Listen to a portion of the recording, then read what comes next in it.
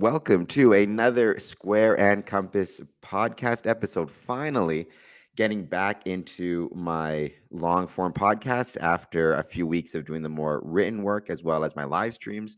But I'm grateful that I'm doing the live streams because, amongst other things, I got to reconnect with somebody who was on this podcast about 4 years ago now. Time flies. Worshipful brother Luke Evans, thank you so much for being here. Good to be here, Cameron. Thank you, Worship. So it's absolutely incredible to think it has been 4 years. I was just saying offline, right? When I talked to you 4 years ago, um, we were still in the midst of the pandemic. Both of our countries at that time were still locked down in various ways. I mean, it all changes depending on the state and the country, but both were experiencing different types of lockdowns. In both cases, Freemasons were not at that time a meeting. I don't know, just even just talking about it, like I don't know how you feel. It seems to me that that pandemic period almost feels like a weirdly like a lost time. Like you don't think about it anymore. I haven't thought, until something like reconnecting with somebody from that time pops up. It almost seems like it's been completely forgotten about, which is strange because it was such an interesting time. I mean, such a tragic time in a lot of ways, but also such an interesting time for Freemasonry and kind of the way it pushed Freemasons to try different things and do different things. From your experience, just do you think that there are still any um, lingering effects or from that time period in Freemasonry in Arizona? Like, what do you think that time period maybe represents in a Masonic sense in Arizona, or even if you want to speak more broadly, just for Freemasonry in general? Yeah, actually, I like to think of the positive, and I think that I think it made us stronger. I think it was a bit of a reset, but we made the most of our time during the pandemic with a couple different programs that we tried, um, and we were able to keep at least our um, petitioners engaged throughout that time. And a lot of them are members of the officer line right now. So yes, it was difficult. There's a lot of uncertainty. A lot of the folks, disengaged during that time. But I think it really pushed us to find new ways to communicate to our brethren, and also find new ways to communicate and reach out to folks that were interested in joining Freemasonry. So yeah, it was tough for a good long year, but I think after we started to come back, uh, I think we're stronger than we've ever been. So yeah, not all bad if you look at the grand scheme of things. And I think it did, like you say, right? It did force Freemasons to try some new things and try different things. Um, mother is the or necessity is the mother of invention, as they say, right? And I think you definitely saw that during the pandemic. Speaking of inventions, right? The reason that I first connected with yourself as well as Worship Brother Hoyt, it was related to the Freemasons Connect app. Right. Um, and that had been since it's 4 years down the line with this podcast. I have become much more aware of the digital side of Freemasonry, the virtual side of Freemasonry, the different apps that are out there, some new. But at that time, your app was really the first app that I had ever come across, like for Freemasonry in a digital space. The closest thing before that would have been just emails, right? And things of that nature. So um, I mean, I'll leave a link to our former or a previous interview and a clip talking about the app. But for anybody who, because the audience has grown, I'm thankful for that. We'll start at the beginning for everybody. So, what is the Freemason Connect app, and how did you and Brother Hoyt first develop it?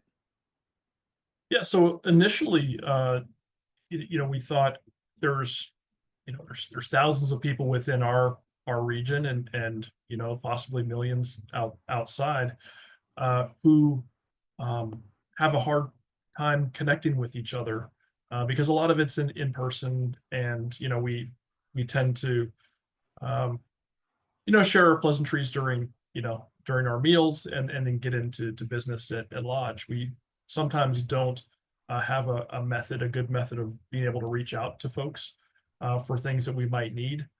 There are a lot of elderly brothers out there that may be either suffering from just uh, being alone, or even sometimes need a little bit of muscle around the house to help. So we thought, let's build a community, on a platform where we can share, um, maybe our specialties, and find a way for people to reach out to us, whether it's for an emergency or anything. And so that was the concept behind the idea. And yeah, Worship Brother Dwayne and I, stood up an app. This was during the pandemic, so a lot of folks were eager to talk with other Freemasons and so forth. And so we gave it a shot, and were uh, very successful. As we went through building up our community, and then then I think once people started coming back into the lodge after the pandemic, I didn't. I don't think it meant the same to everyone. And then to add to that, we learned a lot as well, Worshipful. So one of the things we learned is, um, it's it's not worldwide on how you can validate that you're a Right. master mason in good Before you standing. before you go into that, Sure. I do want to kind of Yeah. interrupt you 1 second because I think you brought up a very interesting point that I've really been struggling with myself. You said, and I don't know how to fix it. I don't know if it is fixable. I don't even know if it's a problem per se, or if it's just kind of the nature of the beast. But you brought up, right, coming out of the pandemic, the app didn't mean kind of what it had meant to people, right? It kind of started to mean something different. And you know, my so for and I was really proud of it. And part of the reason I had the success I had, so I was the secretary at the time of Harmony Lodge here in Windsor, and our restrictions here in Canada and Ontario did last longer than most places in the States. Um, but even when we started to have permission to meet again in person, at the time they were very strict about, for example, you couldn't really perform degree work because they wanted to limit physical, contact, no shaking hands, stuff like that. So what would normally be a degree night or a degree meeting, we kept them in Harmony, switched them over, kept them as our virtual meetings. So we'd have one in-person business meeting and then a virtual meeting. And again, I found virtual meetings provided an opportunity for a lot of, you could bring in guest speakers. They didn't have to be Masonic because our virtual meetings, the Grand Lodge, I think, and maybe the smartest decision I've ever seen the Grand Lodge make, told us that, decided to make the virtual meetings not tiled and have no ritual work, which meant we could bring in guest speakers. They didn't have to be Masonic, but they could have Masonic history knowledge or historical knowledge. But we brought in guest speakers from Scotland and Mississippi and St. Louis. We also brought in members who had moved, uh, provinces away, countries away. So members who hadn't seen for years.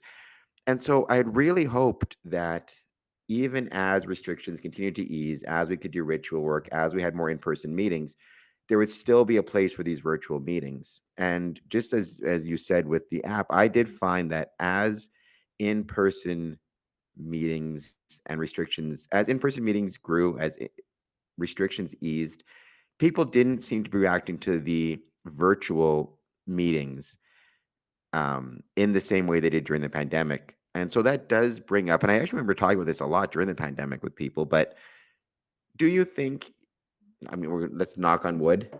We don't have to go through any more pandemics. Do you think with the restrictions eased, do you think that the virtual space, the digital space, will still have um, a place in Freemasonry and will still be something that will matter to people?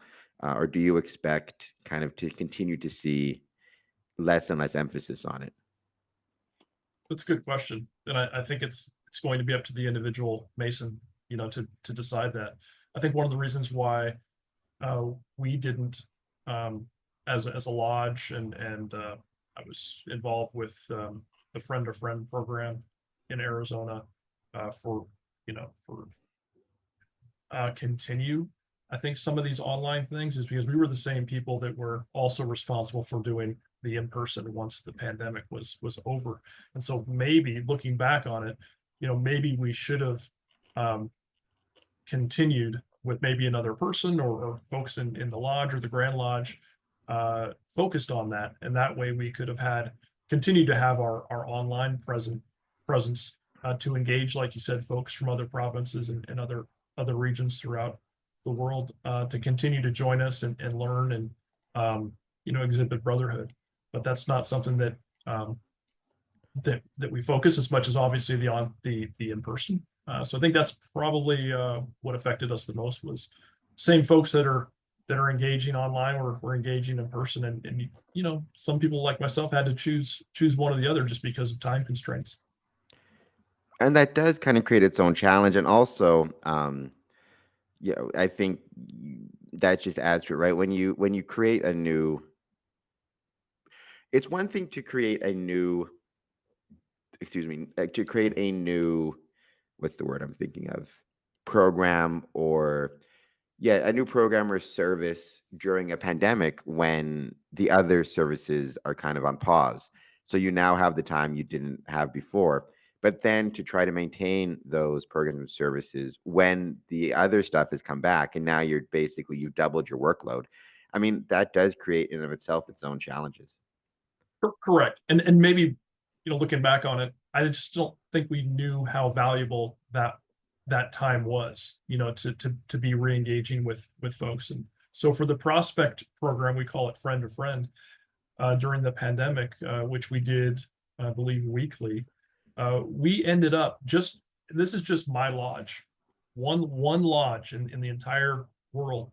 At the end of the pandemic, we had visitors, Masonic visitors, and others from more than a dozen countries throughout the world that would routinely uh, come on to our friend to friend program and join us.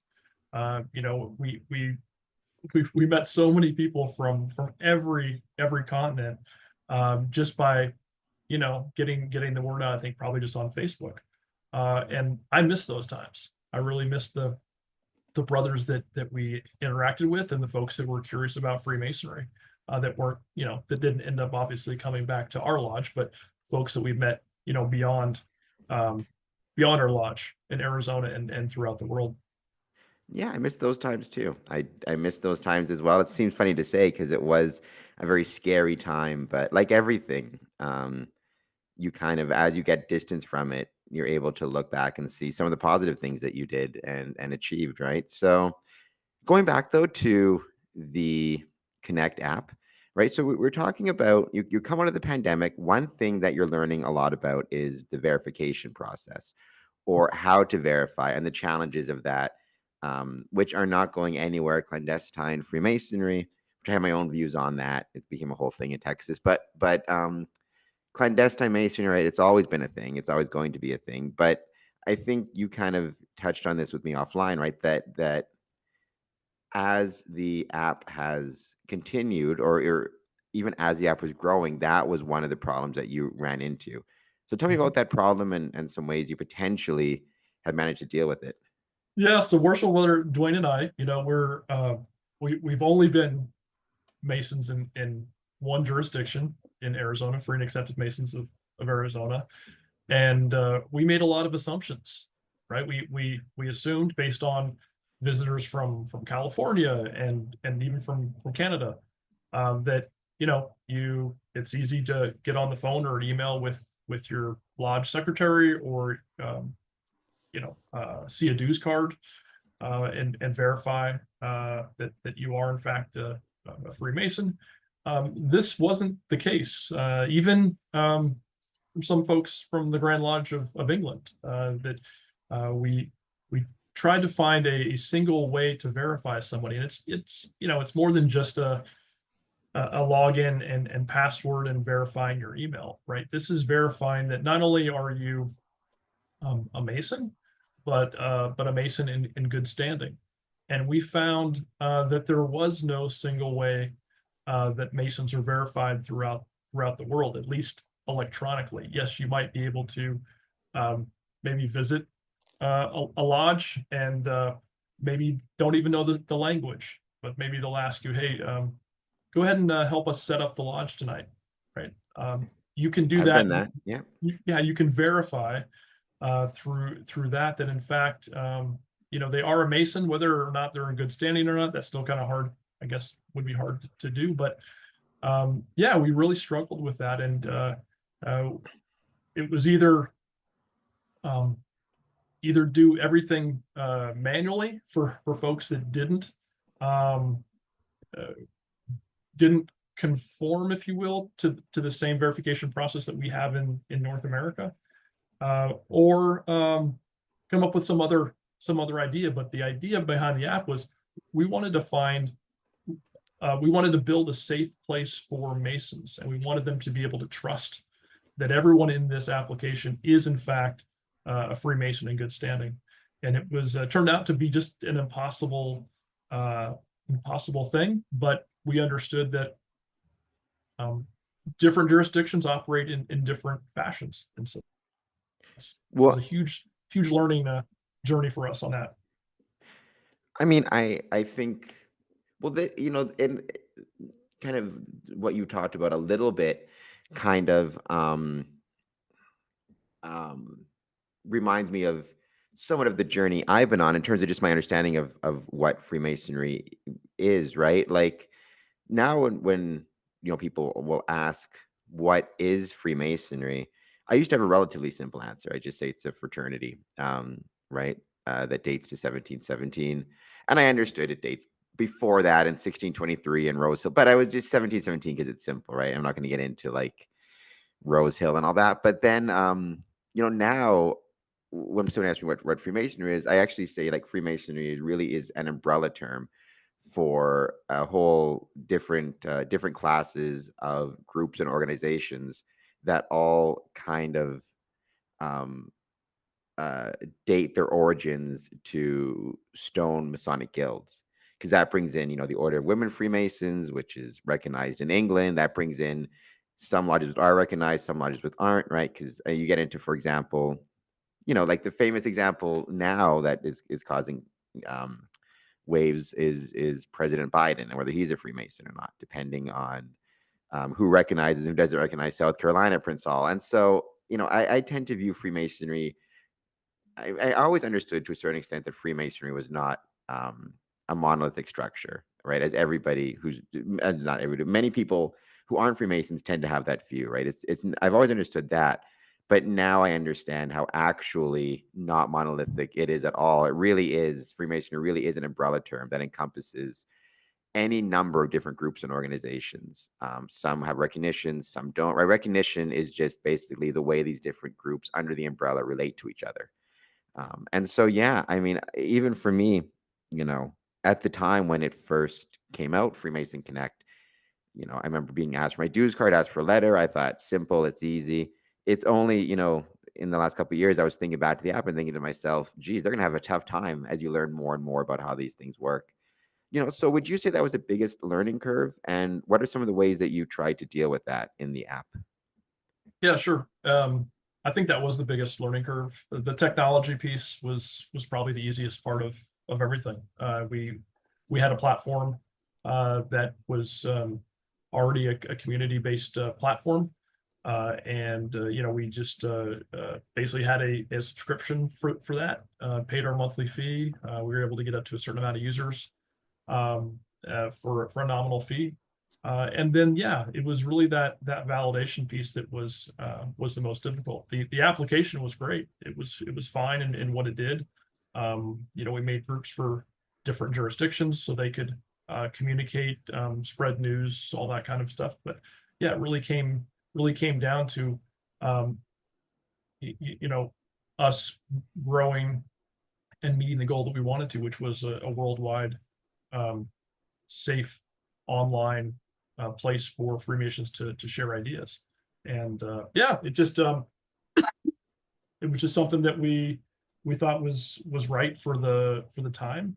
But we ended up seeing numbers decline as like I said, as the pandemic came back, and our ability uh, to onboard members at a pace we thought was appropriate just didn't come to fruition like we had hoped, and ended up being a pretty labor intensive journey for Dwayne and I. But it's something that I think still holds value. But if we could do it in a, I guess, in a more streamlined way, I think it'd be a lot easier for um, folks to join, and for us to administer.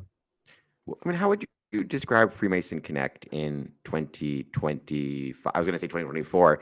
How would you describe Freemason Connect in 2025? Yeah, well, it's um, it was a project. Um, it was an experiment, a social experiment, if you will, uh, for a worldwide organization, like you said, an umbrella organization. It is uh, something that you know was was supposed to connect people together from all walks of life.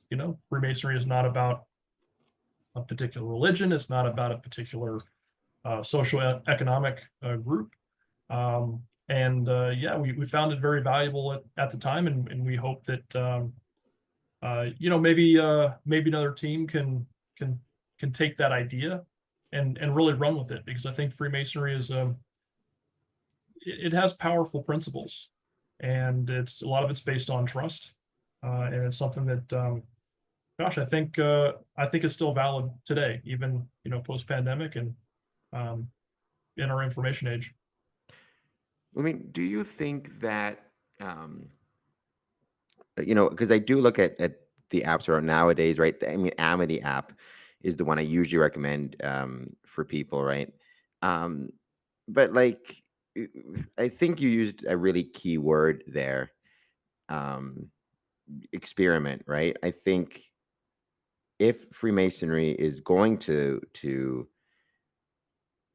be successful, and then you have to define that word success, which is a whole other hour-long conversation. But for lack of better purpose, I'm not going to define it here. If Freemasonry is going to be a success, then part of that is going to mean experimentation, right? It's going to mean trying different things. Not every armadillo is going to make it across the road, as Brad Billings said, but nonetheless, right? If we're not, as Freemasons, willing to experiment and try new things, I mean, clearly I think the numbers are demonstrating that whatever has been happening over the last 30, 40, 50 years is not, getting us to where we want to be. So I think experimentation is kind of a really important quality, um, or a really important frame of mind, if that's the word you want to use, that is not being reflected sufficiently in Masonic lodges or Freemasonry in general.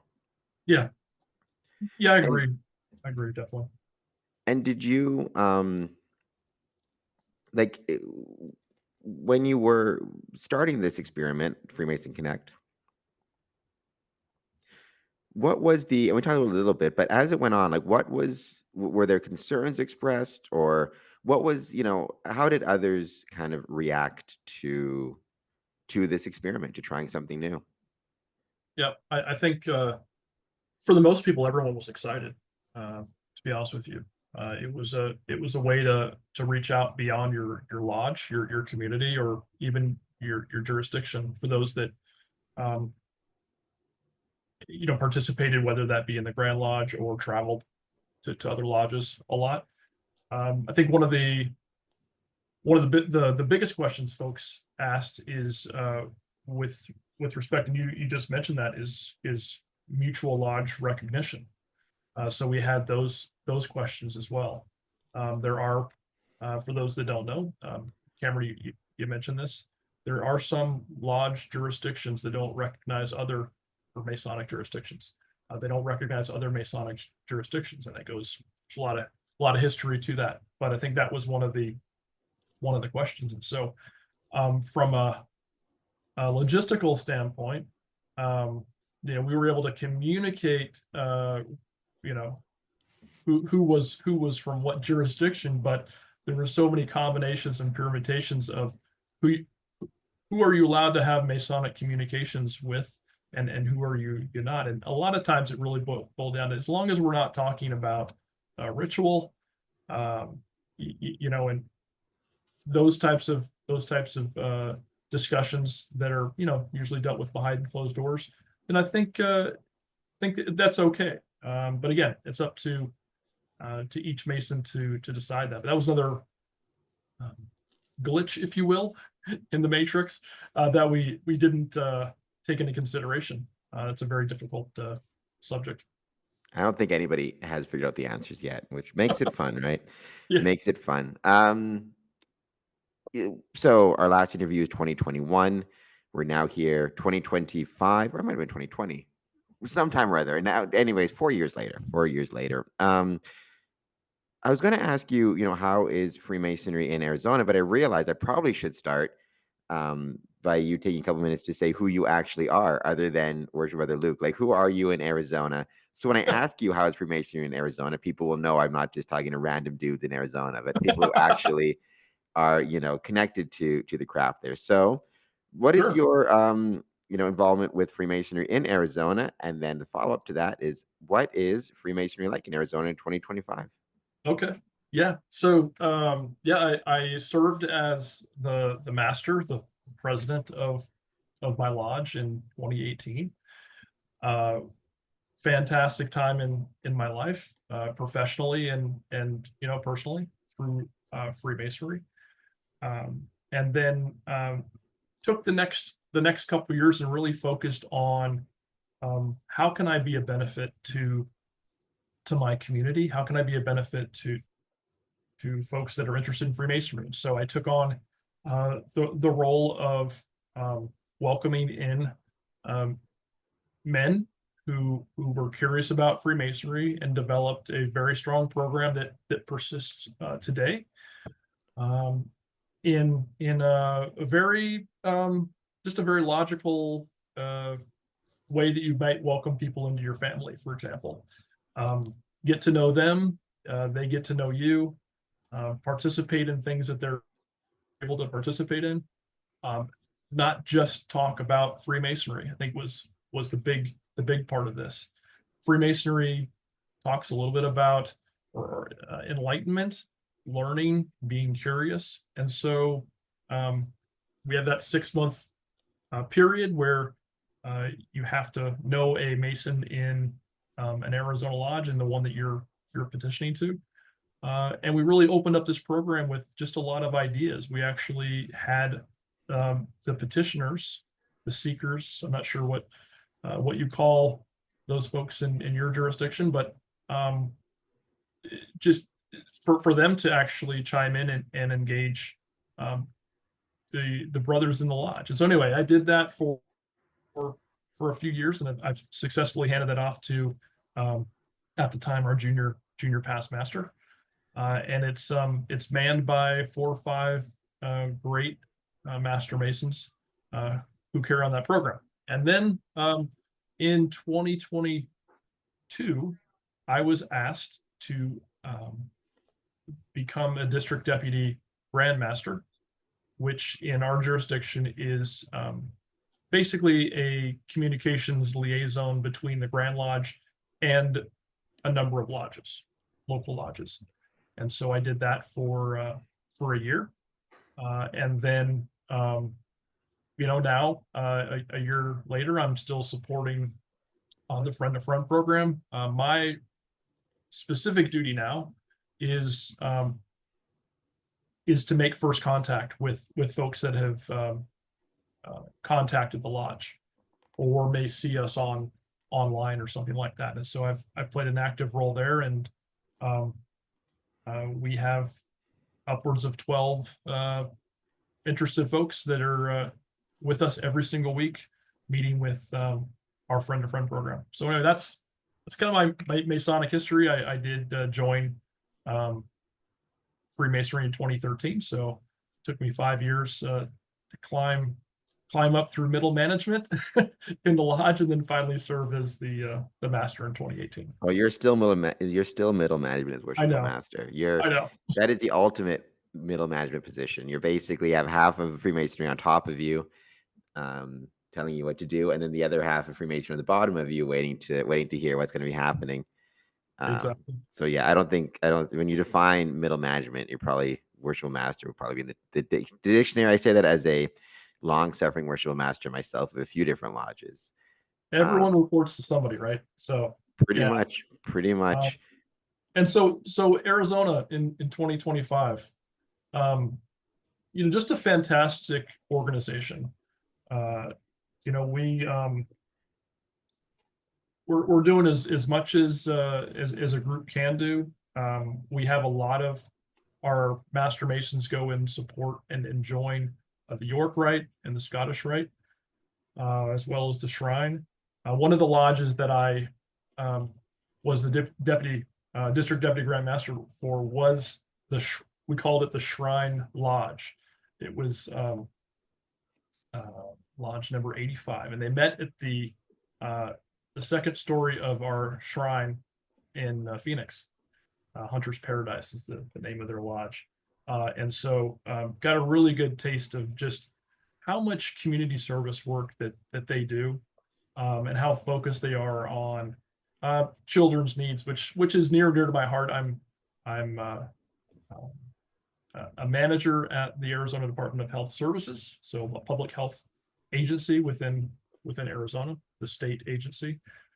So really found it rewarding to see all the work that they're doing, along with my professional organization outside of Freemasonry. You mentioned that you're kind of the one who will contact. I mean, really, we don't have a name for like the pre-applicant interested parties, I guess, right? It usually, I think, in terms of like applicants, candidates, masons, pre-application, I suppose, these interested parties, right? You're the person who's kind of will contact them upon reaching out. I mean, and this is not a new subject, but it has, it has been pointed out that in many jurisdictions, many lodges, one of the challenges that is faced is getting somebody who's dedicated to responding to inquiries relatively quickly, right? So, how quickly do you try to respond to a request, um, and how important to you is it to respond in a timely manner, and why is that important? Sure. Yeah. So I'll try to respond within 24 hours. A lot of times it's faster than that. My job is at the computer, and so it's very easy for me, to respond to folks. It's usually through I usually get the information through an email, and then at my next breaking point in my day after a meeting, for example, I'll go ahead and reach right back out. I'll make a phone call and see if I can get them on the line. And the to answer your question about why is that important? Um, I just think it's common decency, right? If someone calls and is interested in your what you're doing or your organization, um, we're all on the same level, right? They're just as important as I am. It's not something that um, we want to wait on. And so yeah, so I'll reach right out to them as quickly as I can. Um, a lot of times Freemasonry is something they may have heard from a coworker or a family member, and so it's something they're interested in now, obviously, or else they wouldn't have inquired. And so it's important for us to, um, knock back at their door and see what brought them to reach out to us. And do you have any knowledge as to um or not knowledge, what's the word I'm looking for? Like criteria. for responding versus not responding, because coming from the live stream side of it, right? My general rule is, unless you get somebody who's just spouting nonsense, if I'm getting a message saying, I don't like Freemasons for whatever reason. I don't like Freemasons because they worship Satan or something like that. I'll usually let them chill out in the chat, and I'll just ask them, like, and my view on it has always been, it's like the professional wrestling line. I can't convince you wrestling's real. I can convince you that I'm real. When it comes to Freemasonry, my line is always, I can't convince you that Freemasons are good, but hopefully I can convince you that I'm good, right? Sure.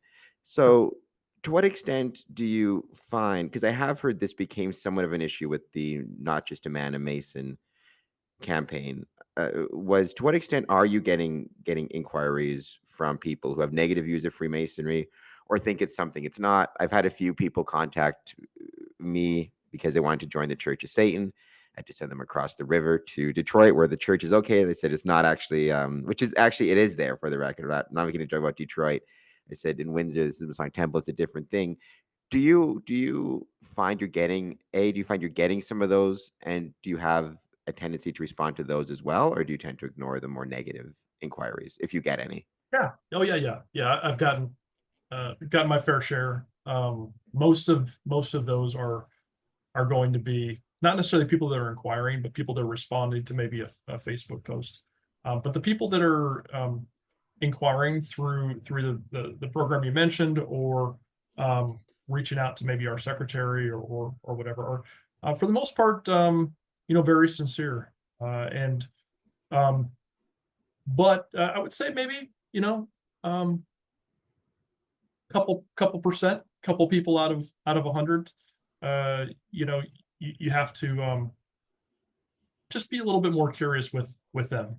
And yeah, there've been some situations where it hasn't been um, a good conversation, and it's people that they're having bigger issues than Freemasonry. It's not necessarily about a Freemasonry thing. It's more of um, uh, uh, just them being, I think, skeptical by nature. And so yeah, so I'll not we I will work with that person, and do some vetting if I have any suspicions that they're not going to bring harmony to the group and to the lodge. And so yeah, so I've had to tell a couple people, or just not invite them to the lodge um to meet the brethren and the seekers just yet. It's Harmony is very important. Um, it's the name of your lodge. It's my sister's name. It's Harmony It's the is the name key. of one of my lodges. One of your mini lodges. Yeah, it's something that we don't want to break. And so yeah, that's part of my job, is to make sure that folks are coming in for the right reasons. Yes, they might not know anything about Freemasonry, but it's something that uh, we still have to be professional about, and courteous, um, whether or not you're um, a Freemason or a seeker for one day, or a Master Mason, a 32nd degree Freemason for 30 years. We have to respect each other, and respect each other's differences. And yeah, it usually works out. There are those on occasion that it doesn't. So, what are some of the things that you are most looking forward to in, I mean, I guess I'll just say in Freemasonry, but if there's anything specific in Arizona that you're looking forward to, right? What's coming up? I know that you guys usually have some great stuff happening in the summer. Last year, I remember going to, I think it was last year, going to Nogales, Arizona, and then going across to Mexico for an event. But what are some of the things happening in Arizona in Freemasonry that you're excited about? Honestly, I think partly because of the nice weather, are the outdoor degrees. So if you're not familiar with that concept, I know you probably are, Cameron, but folks listening, is a degree to bring a brother from one level to the next, to eventually become a Master Mason. But it's done outdoors. It's done in a place that's maybe on someone's ranch, or um, just a place that's hidden from prying eyes. And we'll even have our Tyler, who is the responsible person for keeping out Cowans and eavesdroppers on horseback. So it's if you're ever coming out to Arizona, or you're ever in a jurisdiction that has those types of degrees that are different from the the stereotypical degree in your jurisdiction, definitely take advantage of it. Um, we don't not only have that, but we have degrees that are um, uh, patriotic, American patriotic degrees. Called it, escaping me what the name of it is, but we also have a military degree. And so whenever you get the chance to travel and experience those, definitely take advantage of it, because they're usually once in a lifetime for you if you're only visiting for a short amount of time. I mean, traveling is, mm, excuse me, traveling is. I mean, when people ask me like what the most important thing for Freemason to do is, I usually respond with, support your mother lodge, because that's kind of where everything starts and ends. But when people ask me what will give them the most fulfilling experience or most enjoyment, it's really got to be the travel. I mean, that is so key. And like, just like you were saying, right? You travel doesn't have to mean even necessarily traveling far away. There may be brethren in Arizona. I'm sure there's several brothers in Arizona who've never seen an outdoor degree, one of the patriotic degrees, right? Like, take advantage of these opportunities when you can. And if you can actually travel, um, from Canada, whatever it is, to see some of these things, Customs has no problem with people traveling for Masonic events to the States. So see if you can make it, because it's 100% worth it, I think. And I Yeah, think absolutely. I'm looking forward to it. My Part of my family is in the Finger Lakes region of New York, just south of Rochester. So looking forward to next time I visit, maybe come across the border into Ontario and see some work up there. absolutely, yeah. I'm trying to think what the closest border crossing is, right? It's what, to Toronto, New York? Yeah, Well, it's so what is it's it called? The Rainbow Bridge, possibly, um, okay, near because Niagara Falls. okay, nice, nice. Yeah, there's some cool lodges up there. So, and then you're in the GTA, so you can hit up some Toronto stuff as well. Niagara to Toronto, I think, is like a 2-hour drive. Could be mistaken. Somebody It's in the comments not will too correct far. me. Yeah, But yeah, everybody, and when you are traveling, right? Google. I don't know how they did it back in the day, but it's very easy if you're on a work trip to go into Google and type in Masonic lodges. And yeah, you have to pay attention to recognition and all that stuff. But honestly, if you're just a typical Mason traveling, don't worry about that stuff too much. Just go and have fun. You'll drive yourself crazy. The you- the you talk about the outdoor degrees, how about the patriotism degrees, right? Or the patriotic degrees. Do you find, as a rule, I'm just curious, because this is something I've been seeing. Do you find, as a rule, that you are seeing more people attending, more Masons, more members engaged with or attending degrees as opposed to your business meetings? Or what is just curious in Arizona, it's in your experience, because that does seem to be something popping up. I've noticed in other travels, which is a challenge to get members to join for business meetings. Um, you tend to have people are having better time engaging with either degrees or special events, especially if it's a special event degree. yeah. I mean, those are very well attended. Usually we'll have um, sometimes dozens of members from local lodges attend those, because they might only happen once or twice a year. Uh, I was going to ask you, do you think because it's interesting. I've been doing a study. I'm actually writing an article right now for Medium, or a story about gamification. Right. One of the things about gamification is it looks at different motivations that people have. And one of the motivations that you see, or drives, they call it core drives, is scarcity. Right? And so a special event, which happens once a year, there's that scarcity drive, as opposed to, in theory, if I miss the January business meeting, I can make it to February, or I can go to March. They'll always, in theory, even though the truth is you missed enough of them, there might not be any more of those business meetings. But is that a scarcity issue, you think, scarcity drive? Yeah, I think so. Yeah, I think it does. And I think our secretary and our pedestal officers do a great job of um, letting the brethren know what's special about tonight. What's special about the next meeting. So we have a lot of different aspects of our night at lodge, and it starts with dinner. And so we'll share what the menu is going to be, right? We will in every meeting for the past couple of years, we've actually had education halfway through dinner, Masonic education halfway through dinner. So that's something that folks can expect, and it's always something different, even on a business night meeting. We've also uh, we also throughout the year have special business agenda items that we'll talk about. Um, the other thing that, and I started this on my year, is that we will personally invite every brother who had a Masonic anniversary uh, that month to come to the business meeting to talk a little bit about their Masonic journey. So there's a lot of different things that lodges can do to um, talk about. I guess it's scarcity, like you said. Why is tonight special? It's tonight's not going to happen again with these maybe special topics or combination of topics to get folks that maybe haven't been out to lodge recently to pay a visit and to come out and see everybody.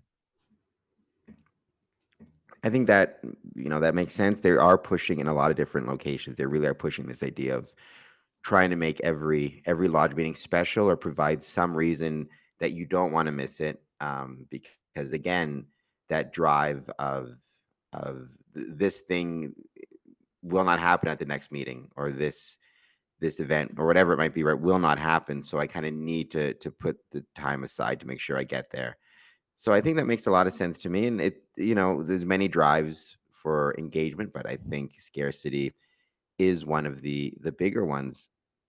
And with that, thank you so much for being back on the podcast after a few years. Um, it's great to hear that things are going so well in Arizona. I don't have a ton of experience with the Arizona jurisdiction, not as much as I'd like. I've been to a few meetings there, but nothing major. So I gotta find a time to make it back.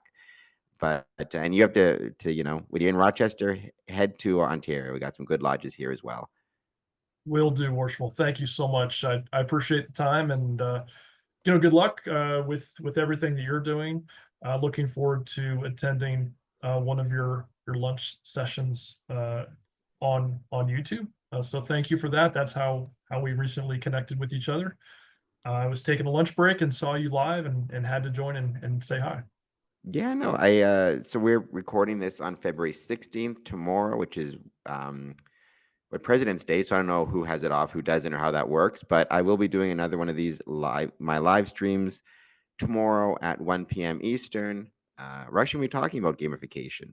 So, and the different drives that motivate people and how maybe Freemasons can tap into those drives, not so much to although it does play into both, but not so much about enticing new applications or new members. We touch on that, but more about driving the engagement of those members we already have who, for whatever reason, aren't themselves engaging in the craft. So I'm going to talk about that. I'm going to have some quizzes about President's Day.